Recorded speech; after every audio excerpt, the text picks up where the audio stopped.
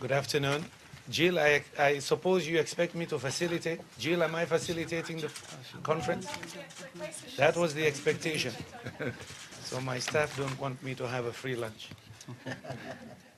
Distinguished colleagues from the media, ladies and gentlemen, as you know, on behalf of the Secretary General and the President of the World Bank, we convened the second Sustainable Energy for All Forum the past few days, and it finishes tomorrow.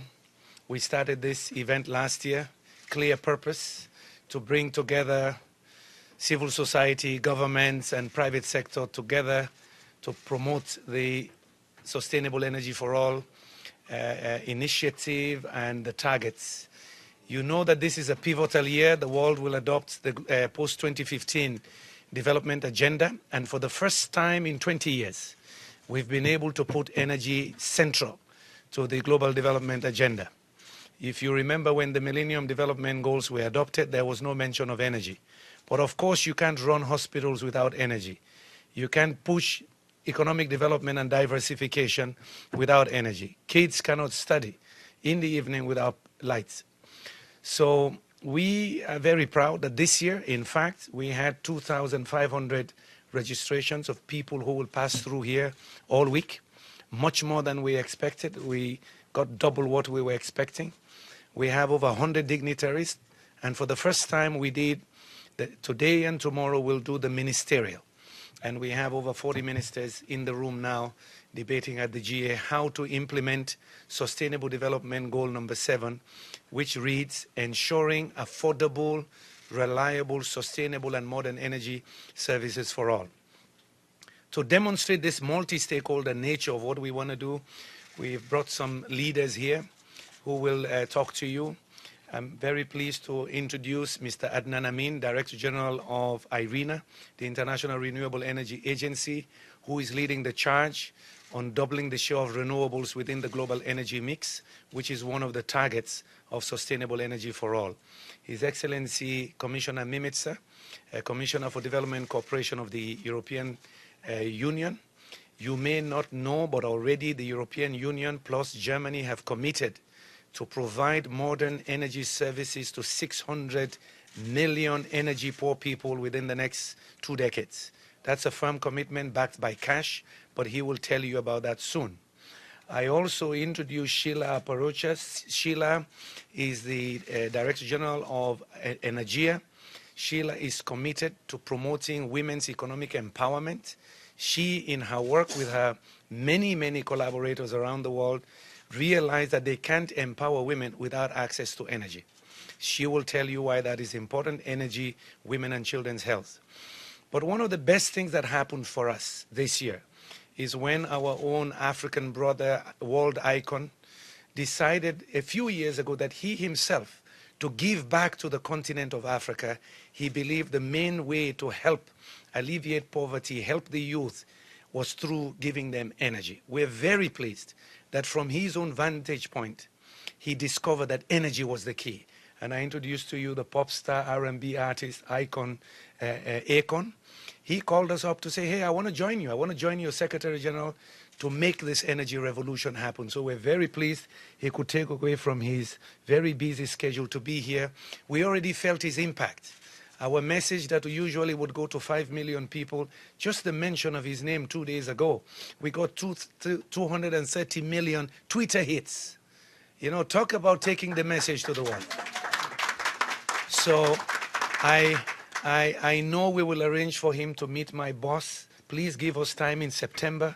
When the General Assembly adopts that goal, we would want you to come here and you shake hands with Ban Ki-moon to say, yes, I'm taking your message not only to Africa, but to the next generation. Thank you for being with us.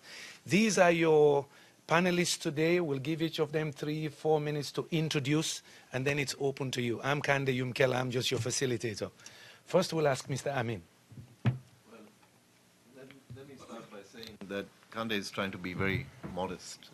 Kande, over the last 4 years, has led an unprecedented initiative in the international system, bringing together so many diverse actors into a coherent approach to revolutionize the way we deal with energy for the future. And, I think we have to recognize the tremendous achievement that's been made here. The reason why we have young people like Akon here with us today is because of the momentum that has been started as a result of this effort. From our perspective, what we're seeing is that we are living in a world that's faced on the one hand by tremendous energy poverty. I'm from Kenya myself. I know one of the main inhibitors for growth on the African continent today is the lack of reliable, cheap, economically viable power systems. Our industries cannot grow, we cannot grow employment. It is an absolute imperative. What we know is that renewable energy resources exist around the world. What has happened in the last 3 or 4 years is truly revolutionary, which has put us at the point of transformation in the world energy systems, which is that the cost of technology for renewable energy has fallen dramatically in the last 4 years. The business case for solar energy, for wind energy, for geothermal, for hydro, in most markets in the world is competitive with any other energy source. It will generate growth, it will generate employment and prosperity as investment ramps up, but we need to address some key issues. Financing is still less available, and it's too expensive. This is why people like Commissioner Mimica are going to make a change in the way that we do financing for renewable energy for the future. But what it also provides for us is a real perspective based on the studies we have done about carbon emissions and climate change trajectory, that we believe from our research that possibly the most realistic way of remaining below the 450 million parts per million of carbon in the atmosphere and below the 2-degree centigrade threshold for catastrophic climate change is through renewable energy investment, doubling target as we have in sustainable energy for all, together with a dramatic improvement in energy efficiency. This is probably the most cost-effective and the most reasonable way of decarbonization to the level that we need by the threshold of climate change. So I think we are very pleased to be part of this process. We take our hat off to my brother Kande. We have been together for many years working on the front lines of this. His leadership has been transformational, but we have an international initiative today that is rigorous and that is changing the dynamic of the discussion around energy around the world. Thank you, sir. Thank you. Well, yesterday's advisory board meeting and ongoing ministerial forum, they are excellent occasion for the European Union to reconfirm its determination to support and to continue working on the sustainable energy goals. And this was also an occasion to recognize and to acknowledge and congratulate Special Representative of the Secretary General, Mr. Yumkella, for his dedicated work and efforts and results in bringing together and bringing forward the sustainable energy initiative. The European Union has been a leading player in the Sustainable Energy for All initiative. In its first 2 years alone, the European Union already mobilized 600 million euros for investments linked to the initiative, linked to the sustainable energy goals. Because we believe that access to clean and affordable energy is not just vital to empower every citizen, to give them a chance to grow, but it is also the basis of sustainable economic growth and job creation as well. But yet 80% of the 620 million people in sub-Saharan Africa are without electricity, and they live in rural areas, and they require special attention. In less than 2 years, we have provided significant grants to 31 projects in 20 countries, targeting more than 3 million people directly and many more indirectly. This is a significant effort indeed, but these efforts need to be much, much larger. That is why we need to unlock the potential of private sector financing, even in these often remote and poor rural areas. And this is why we set in motion our Electrify initiative that we are launching in New York today. Electrify is not only a financing mechanism. It puts forward an innovative business model to leverage more private investments and involve more key stakeholders in all areas of expertise on a global level. It has the potential to take donor funding and increase it 5 to 10-fold by bringing the financial gap at an early stage of a project and to make it possible for it to become bankable. We are already making progress on the practical implementation of this initiative. A total of 270 million euros have been earmarked for the next 2 years for supporting this effort from the EU financing tools. And this is just the beginning. Over the period of the next 6 years, the European Commission intends to allocate more than 3.5 billion euros worth of grants to sustainable energy-related actions. We expect that this support to sustainable energy projects over the next 6 years will leverage up to 30 billion euros in loans and equity investments, bringing together public and private financial capacities. EU contributions are already making concrete projects a reality, like, for instance, the 33-megawatt solar plant in Zaktouli in Burkina Faso that will improve the quality of life of more than 1 million of our citizens. In addition, European Union's Technical Assistance Facility provides support to improve policy making and technical expertise in developing countries. But not everything is about money.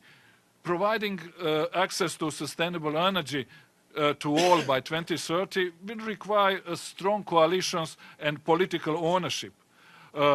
Therefore, during this visit, I signed 2 joint declarations with Sierra Leone and Uganda to strengthen our mutual partnership with an ultimate goal of providing real access to sustainable energy to all citizens in both countries. We did it last year with the 5 other African countries.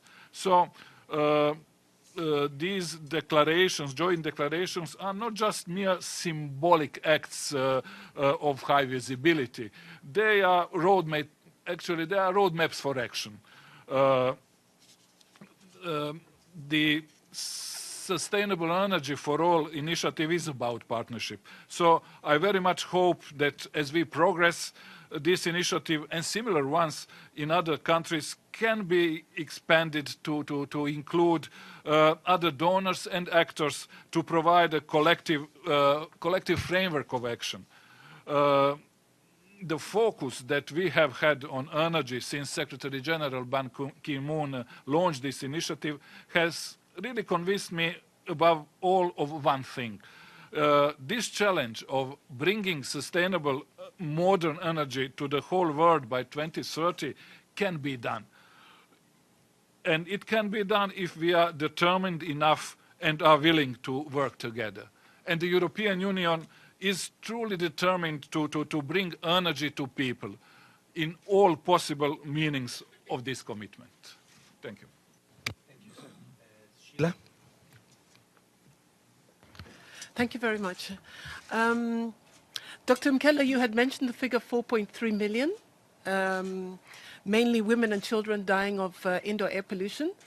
This is a figure that is well known. Perhaps what is not so well known is that when we started SE for All in 2011, the World Health Organization was telling us that indoor air pollution was the 4th main cause of premature deaths amongst women and children.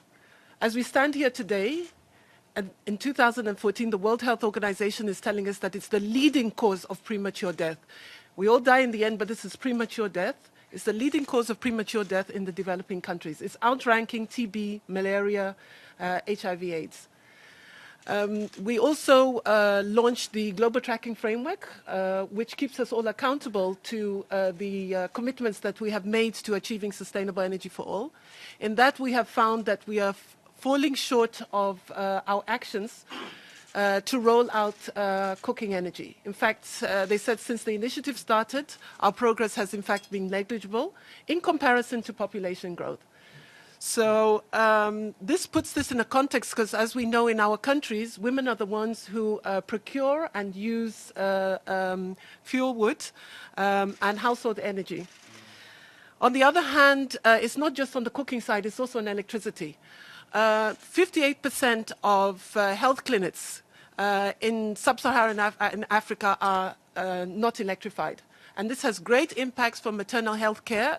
When we reviewed the MDGs, the MDG on maternal health care was one that we in the developing countries have not been able to achieve.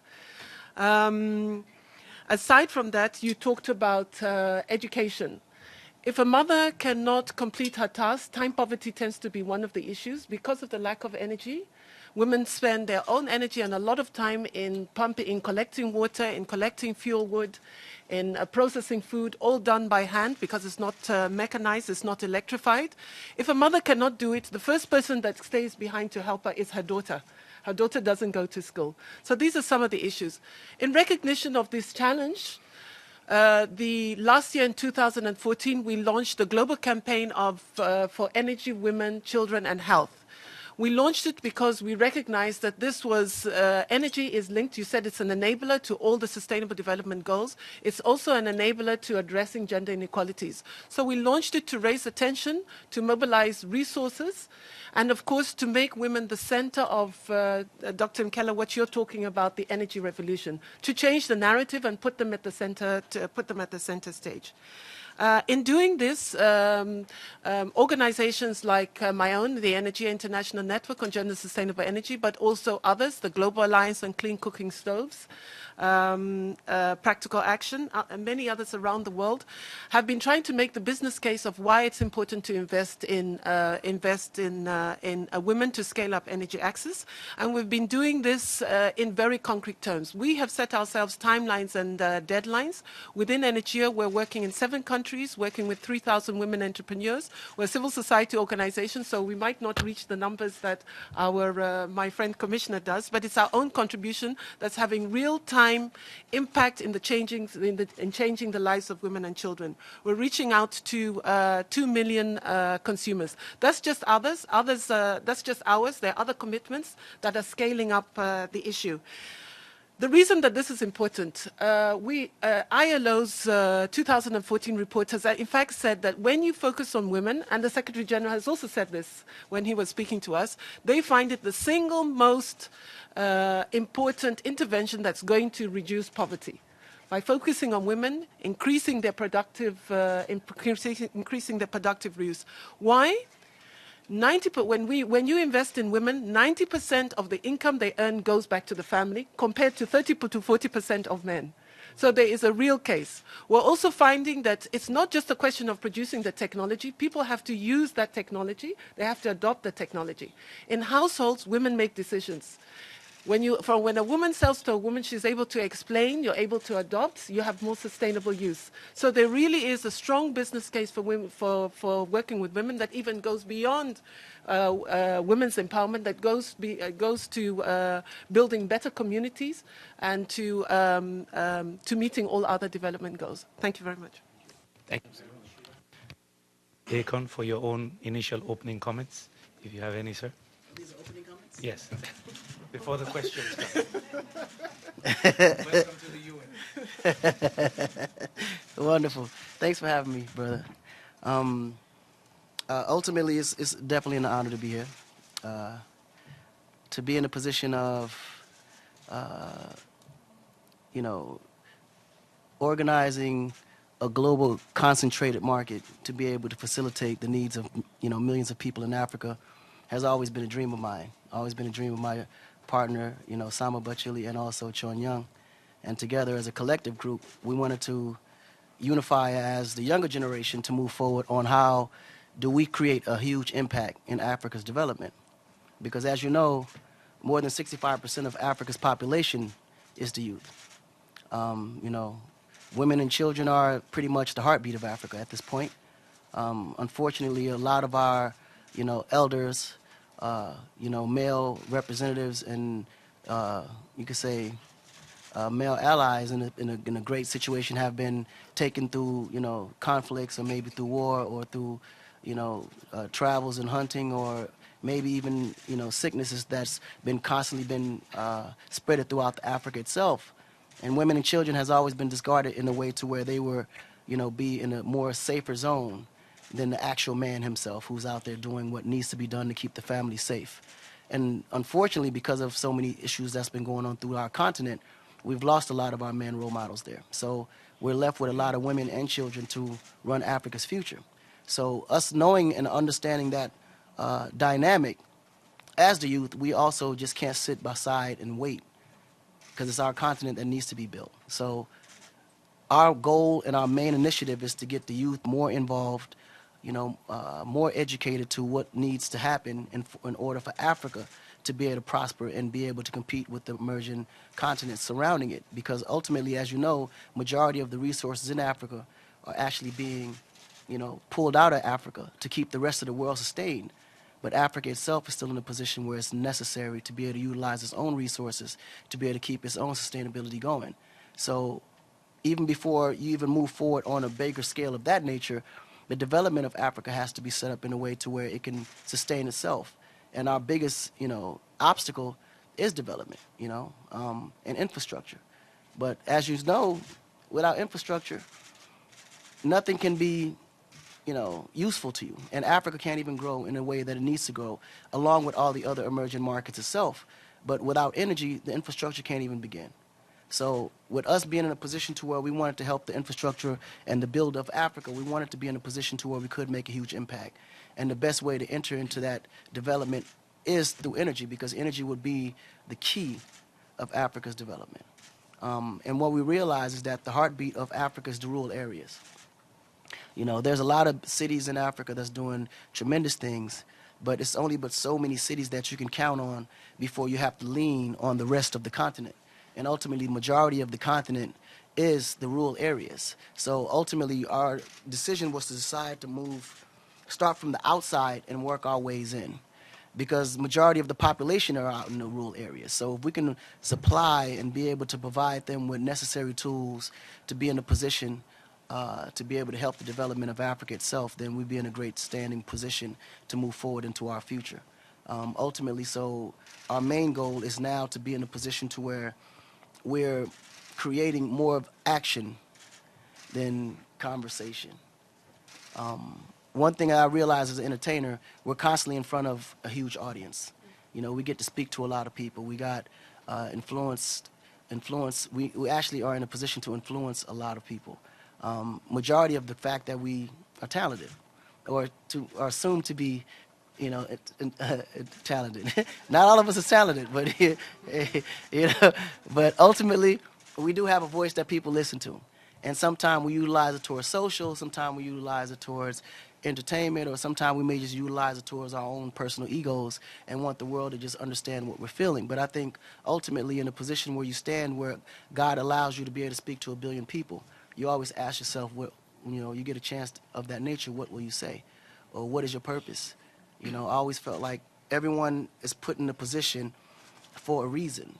So if you don't stop to discover what that position and reason is, you're pretty much obsolete. It's like it's a waste of a body. You know what I mean? So ultimately, in a position where I felt I played the biggest role was more of an awareness, tool. But then outside of even awareing people what was the issues and the problems that we face in the world, I want to also be a tool that creates and provides a solution. So it was beyond just entertainment itself. I felt like entertainment was always the key that would open the door to bigger and better things in my life. And I can be able to pass on with a legacy, and my name can ring towards a development of a full continent, which I feel like can be very necessary in a position where I stand in today. And with the Akon Lighting Africa, our main goal and initiative is to become the key tool to help Africa's growth, utilizing the youth of Africa to be the main catapults of making that happen. So our main idea is to be in a position to educate our youth, provide jobs for them to be able to maintain, facilitate, install, and manage everything that's being set up as we speak of today. And I think as the questions come, I'll get in more detail as to what we're doing, how we're doing it, and where we're doing it. And then we can kind of pinpoint certain actions and see what and how the collaborations on this panel can be of assistance into helping Africa's development in the future. Thank you very much. Yes. I open it up for questions. Please be short. We direct the question to the person we want, and introduce yourself. So we start from over there. Yes, ma'am. Thank you all very much on behalf of the United Nations Correspondents Association. Welcome to the United Nations, and thank you for giving us this press conference. I have two questions. The first one is, the World Bank said earlier this week that triple the amount of investment is going to be needed to reach the goal of providing energy to 1 billion people by 2030. And that isn't even going to be universal energy because of population growth. How realistic is it that the amount of investment can be tripled in such a short period of time? And when actually is it realistic to think about achieving universal access to energy? And for Mr. Akon, I wonder if you could give us some specifics of where you're working, how much you're investing, and what your key programs are. Mr. Adnan and Ambassador, Commissioner, you want to take the first part, and Akon will think about the second part. I think that it's absolutely feasible that we can reach a tripling of investment. And let me explain to you how that could possibly work. There are two elements related to access. One is the transformation of the modern power sector and the extension of the grid so that we bring more and more people connected to a centralized grid. And that is a process that is going on. The prices of power generation through renewables are falling. The grid extension is happening. But it's a very expensive and slow process. And by itself, that cannot allow us to provide electricity to those people who are without. But the other very exciting part of the picture is what is happening to the off-grid electrification. Now, if you take rural electrification in Africa, we have been looking in great detail about the different models that allow electricity to be brought to people. These range from very small-scale solutions, household solar systems, providing lighting, cell phone charging, basic services that change lives of people, to much more sophisticated systems of mini-grids and microgrids, which can electrify a village or a community, and which will eventually become part of an ecosystem that will be interconnected. So the economics of that is working very well. Today, we know that off-grid generation from renewables is much cheaper than the alternative, which is diesel generation. It pollutes less, and it creates a much more reliable energy framework for the rural poor. And it's becoming more accessible. If you take the example of Bangladesh, which has a very decentralized system, has today about 6 million home units providing light and electricity through solar energy. They're installing close to 60,000 home units every month. This is a massive growth. In terms of the volume of investment, therefore, that is going to be dependent on whether we establish the business case. And, you know, Kande is making this point, we have been making this point. This is not about charity. It's not about benevolent Western institutions handing out a few gifts here and there. This is about creating an investment climate, understanding the technology and a skilled work force that is able to undertake the kind of investment required. But what we need in terms of cooperation is how do we provide the resources, not free resources, investment resources that can take us to that next step. But everything we're seeing in terms of indicators is pointing to the fact that we can actually reach this goal. And I agree with you. I think I agree with you 100%. I think the investment can't be in a way of just giving. It has to be in a way to where it provides and employs people. In our case with Akon Lighting Africa, we were in a great position and very blessed to be only in business for the last 2 years. Our first initiative was to light up 1 million homes before the end of the year. But within the span of the beginning of that first year to now, we went from the goal of lighting 1 million homes to now we're in 14 countries. And we're, for a case in point, for an example, the impact of it, directly and indirectly. We felt like lights impacts everyone, especially the people. For an example, in Guinea-Conakry, we're currently installing 30,000 street lamps there, and doing, hundreds of thousands of street home systems there, and clearly at this point employing over 5,000 people, which will be in a position where, as you know, the basic average household in Africa is maybe 10 to 15 people in a house. So if you're employing like 5,000 people and you multiply that by 10, 15, clearly closely by 10, that's 50,000 people already in a position to where they're in a better position today than they were the day before. And that's 1 out of 14 countries that we're actually currently in. We've shipped and deployed equipment to 11 countries as we speak today. That's in a position to where now they're training all the locals there that does all the installations, and they're doing all the maintenance after installation as well to keep the system constantly going. How we were able to do this and pay for it, we were able to be blessed to secure $1 billion credit line in the beginning as we started, by connecting a few partners all over the world.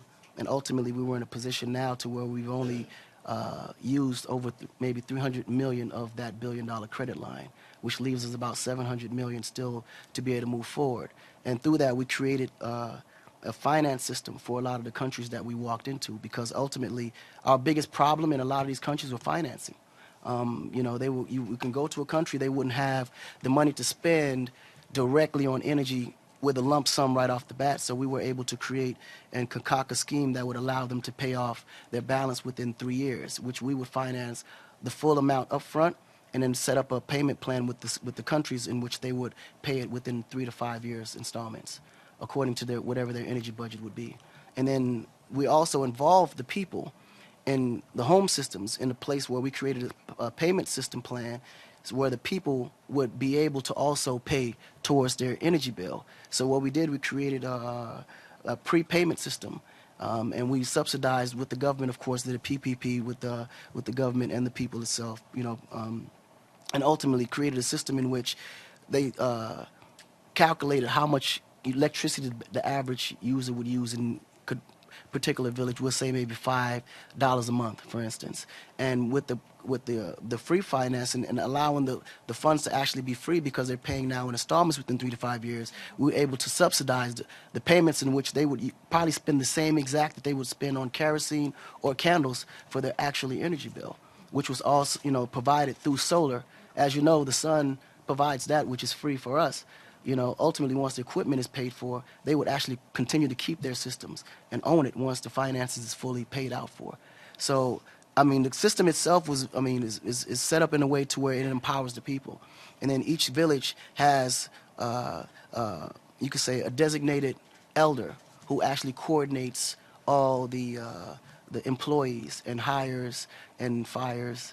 But ultimately, they're the ones that actually maintain all the equipment after we've installed it, but we also train them to be able to install the equipment to get it up. So instead of coming in with maybe you could say 50,000 employees and manpower, which we didn't because we was coming in as a brand new company, we was able to bring a couple partners from overseas, brought them in, and then ultimately they trained the village, and then they would be the ones to do all the maintenance and installations. Good. Thank you.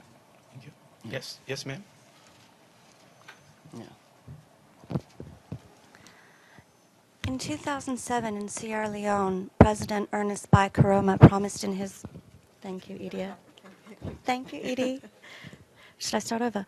In 2007, President Baikarama's inaugural speech in Sierra Leone, he promised to bring power, electricity to his people. You had neighborhoods in Freetown like Crew Bay that had no plumbing, no power whatsoever.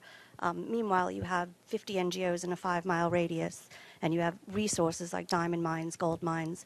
So, 8 years later, he's still president and Crew Bay still has no power. So my question is, how do you plan on getting past the obvious NGO corruption, the obvious governmental corruption, whether it's having to grease palms or what, to get the power actually to the people? Commissioner, you want to try that? Or I give my leaders the difficult questions, Adnan and the Commissioner. Well, indeed, the European, if I'm to concentrate on the European Union contribution to the development projects, be it in the energy sector, in bringing energy to people, or in any other areas, we very much do our programming, our projects within the context of a good governance, of a rule of law, of a human rights environment that is part of our constant political dialogue with our partner countries. And we are partners exactly because of a capacity and the readiness to discuss it and to improve the overall environment where our projects go. Therefore, when it comes to concrete cases, I would say that in general the European Union contribution to the energy sector or any other development sector is very much related and very much monitored and scrutinized by a number of our internal and external institutions. I wouldn't say that we are still that we are right now at the level of the most effective, most efficient development projects. But what we would like to be is really not to be only the biggest donor, and we are the biggest donor by over 60 billion euros every year in contributing to development projects in the world, European Union and the member states.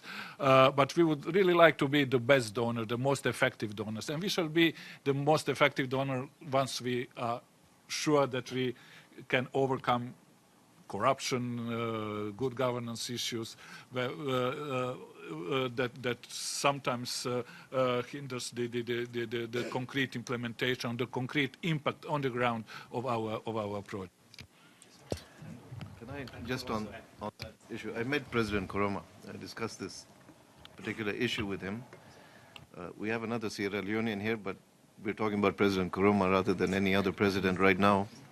But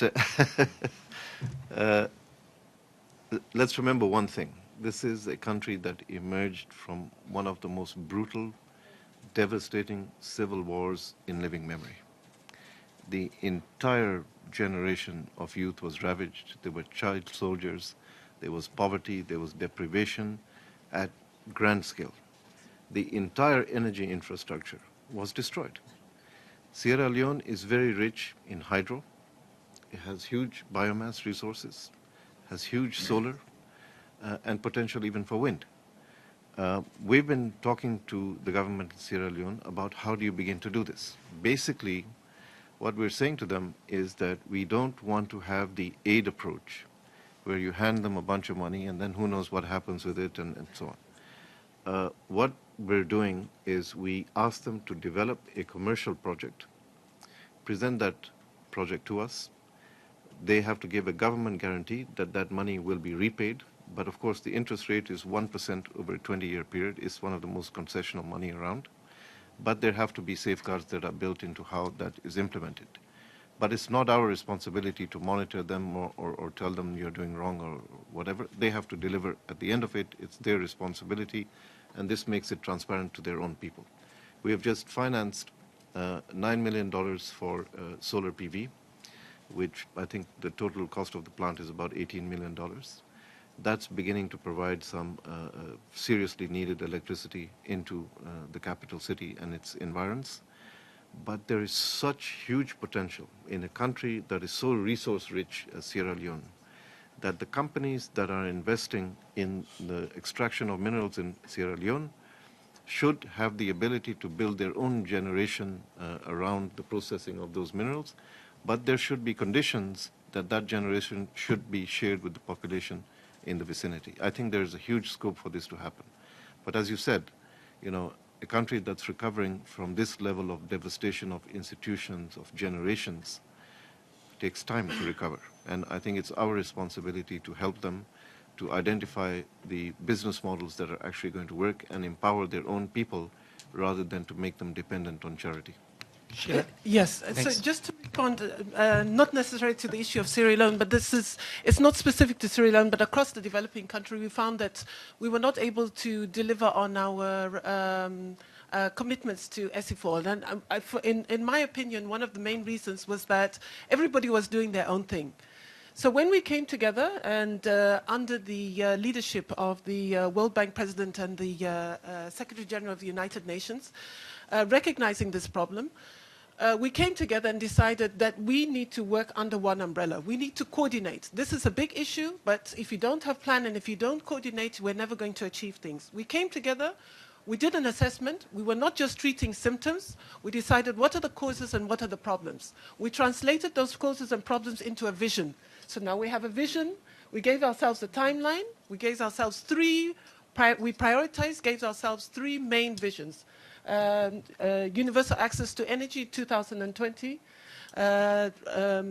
increasing and doubling renewable energy and energy efficiency. So we really brought we came together, organized ourselves and had a vision. We didn't only do that. We decided we need to mobilize political will. We now have, Dr. Yumkella, am I correct, 80 governments that have bought into sustainable energy for all. We didn't stop in governments. We said governments cannot solve this problem alone. We also need to bring in the private sector. We also need to have accountability. Civil society organizations like my own, who represent people on the ground, also need to be brought onto the table. We discuss our issues and we hold ourselves accountable. We use a global tracking framework. That's not just working at the global level, that is also, we have had household surveys, that is also tracking at the national level, holding ourselves accountable where we're going to do that. When we go back, we didn't have plans. We start developing national action plans. Those national action plans are translated into priorities, they're translated into commitments, they're translated into resources and funding. And this is the whole process that SE4All is doing. But before that, unlike climate change where they're meeting every 2 years or whatever, I've been involved in the energy sector since 1999. We had no space to meet. You know, we were having one meeting here, one meeting there. This person was doing that. You go to the minister, he's had 15 people coming to talk to him. Everyone is having a different message. We decided to come together and to organize and coordinate ourselves, plan, have a vision, and to work towards that vision under the Sustainable Energy for All. So I do think that we're going to start seeing changes in Sierra Leone and in other African countries as well. I'll take one or two more because Commissioner has guests going for lunch. Can I add to that before you close? Yes, Akon, please go ahead. Yeah, real quick. Actually, I thought that was a very, very amazing question because ultimately when we first came in, that was our biggest fear. So because a lot of contracts were signed from years past, none of them was never actually executed. Things would happen, nothing ever moves for years and years and years. So me and my team concocted a plan that we felt would work. And people was wondering how we was able to secure 14 contracts in 2 years when people can't even barely get 1 in 10. So what we did, because we had this $1 billion credit line, we went to each country and we went to each president and we financed the pilot from day one. The first official pilot, we were the one that financed it.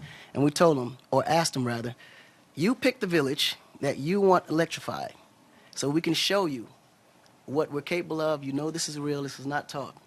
And naturally, of course, anything for free Africans is going to jump on, right? We knew this. But our biggest thing in Africa is two things. We lack unity, and we never think about tomorrow. And us knowing this, we knew this would work like a charm.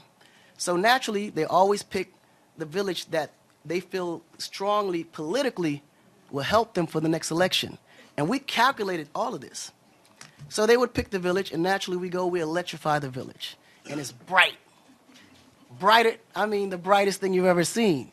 But what they didn't calculate was that the neighboring village was also under well a minute. You've lit up this village, but you haven't village and lit up ours. So now what will happen is that village and the village to that side and the village in the front and maybe in the village in the back will all now put pressure on the government to light up their village. Mind you, we timed it around elections. So elections is coming. If you don't light up something, are you following? So it was a matter of us coming together, first of all, understanding what the needs are, what the solution can be, and how do we get it, and they get it, and everyone's happy. So naturally, because of the pressure, we were able to solidify the contracts closed and lights put in before the election, but all I care about is getting lights up. And at the end of the day, the people will determine what happens next. Thank you. So, you know, oh, I'm sorry. Wonderful, wonderful. Commissioner, you can escape so you receive your guests, but we'll take Yes. one or two more. Yes. Of course, there are not two guests, so I have to go. Absolutely.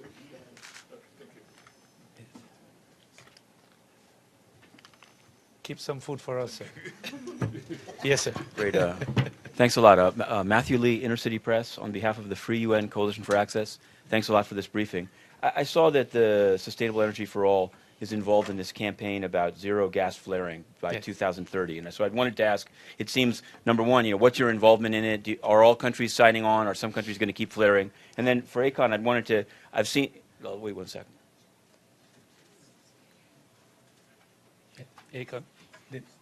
Akon, part of the question is for you. Yeah, no, sorry, don't worry. So there was one about gas flaring. I have the first part.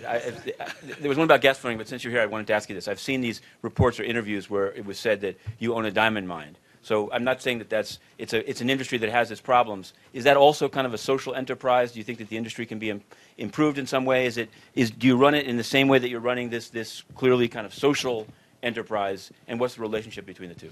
Thanks. Actually, that was probably around 2006, 2007, leading into 2008.